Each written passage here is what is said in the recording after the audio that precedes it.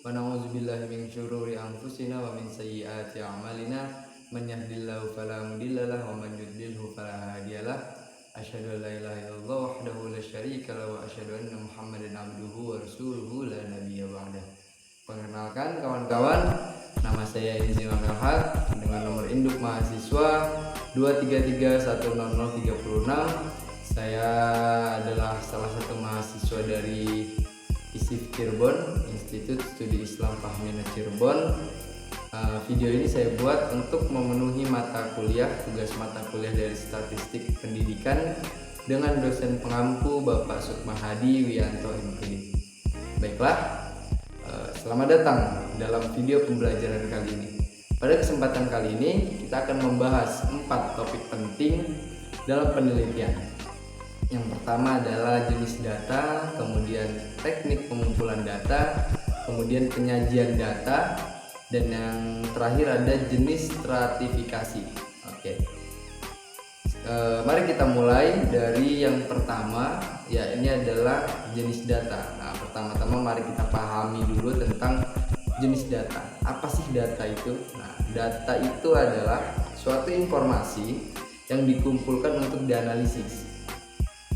Dalam data dibagi menjadi 2 jenis. Yang pertama ada data kualitatif dan juga data kuantitatif. Nah, perbedaan dari kedua ini apa? Yang pertama kita bahas dari data kualitatif terlebih dahulu. Data kualitatif adalah data yang bersifat deskriptif. Nah, seperti contohnya seperti pendapat atau kualitas atau juga karakteristik. Nah, contohnya seperti warna, bentuk, atau jenis pendapat dari seseorang. Misalkan sebuah meja berwarna hijau. Nah, ini adalah suatu data kualitatif, bahwasanya itu informasi bagi kita bahwasanya meja ini berwarna hijau. Nah, berbeda dengan data kuantitatif tadi. Nah, sedangkan data kuantitatif ini adalah data yang dapat diukur atau dihitung. Misalnya jumlah, usia, atau juga tinggi badan seseorang. Misal contoh lain datanya seperti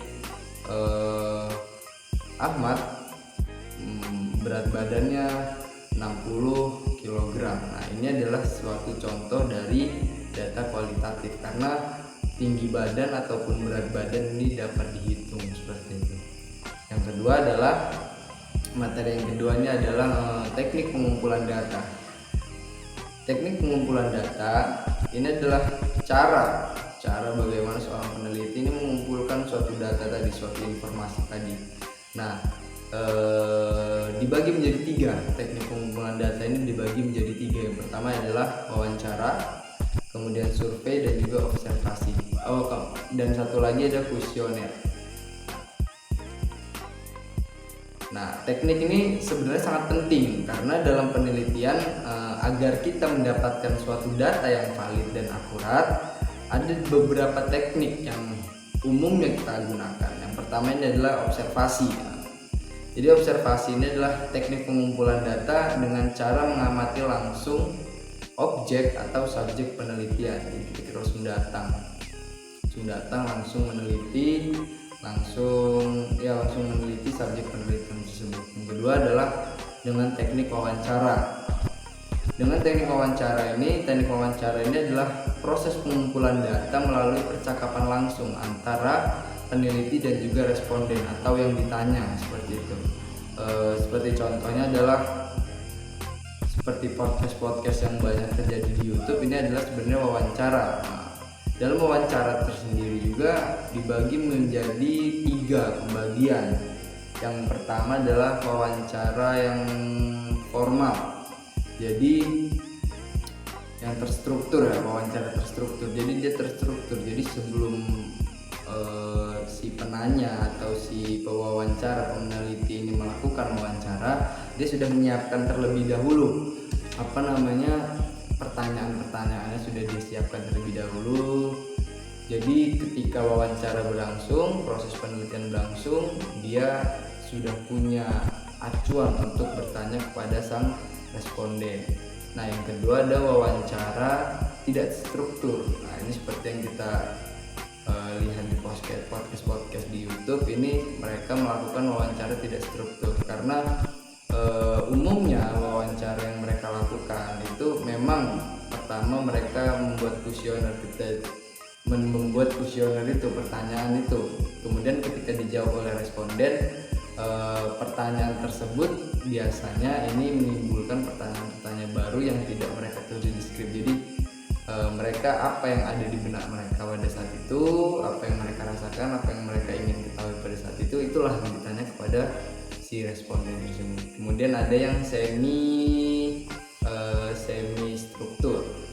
terstruktur, sama mirip-mirip ya. Kadang dia menggunakan melihat kuesioner, dia melihat pertanyaan yang sudah disiapkan, kadang dia juga membuat pertanyaan sendiri. Kemudian yang ketiga ada ya kuesioner. Yang ketiga ada cara pengambilan data, teknik pengumpulan data secara kuesioner. Nah ini cara teknik pengumpulan data kuesioner ini adalah dengan kita memberikan pertanyaan, kepada responden dengan format seperti jawabannya itu seperti sudah kita siapkan juga. Misalkan bagaimana laju kesehatan di dalam desa Anda, bagaimana struktur jalan di desa Anda. Nah, di jawabannya itu sudah kita siapkan terlebih dahulu, seperti sangat puas, kurang puas, sangat tidak puas, seperti itu. Biasanya memang 4 atau 5 jawaban. Jadi sudah kita siapkan terlebih dahulu jawabannya dengan 4 format tersebut. Kemudian yang ketiga ada penyajian data. Nah, penyajian data ini adalah setelah terkumpul data tadi dengan salah satu cara dari 3 yang telah saya sebutkan tadi, kita perlu untuk menyajikannya dengan bentuk yang mudah dipahami. Nah, penyajian data ini dapat dilakukan dengan cara yang pertama ini adalah menggunakan tabel. Nah, tabel digunakan untuk menyajikan data dalam bentuk baris dan kolom yang memudahkan pembaca untuk melihat informasi secara rinci. Jadi dia memang bentuknya tabel. Ya, nanti saya ini contohnya mungkin editor tolong. Kemudian yang kedua adalah grafik. Grafik ini digunakan untuk menyajikan data secara visual. Nah, ada sekali banyak jenis grafik ya. Ada beberapa jenis grafik yang umumnya kita tahu ini adalah grafik batang mungkin, atau pie chart atau grafik garis ya. Ini adalah jenis-jenis grafik yang umumnya kita ketahui seperti itu. Yang ketiga adalah kita bisa menyajikan data dengan bentuk diagram.